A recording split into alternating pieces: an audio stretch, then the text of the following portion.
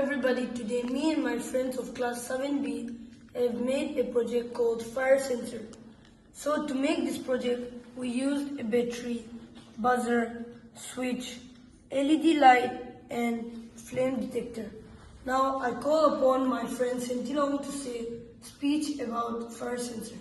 Fire sensor is designed for detecting fire which is emitting 760 to 1100 nanometer and which is typical for a flame. Now I call my other friend Bobby to say another line about it.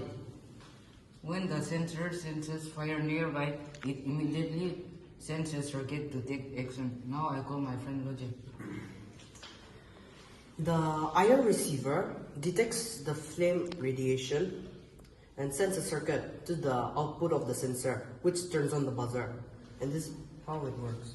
Now we'll show a demonstration of how it works.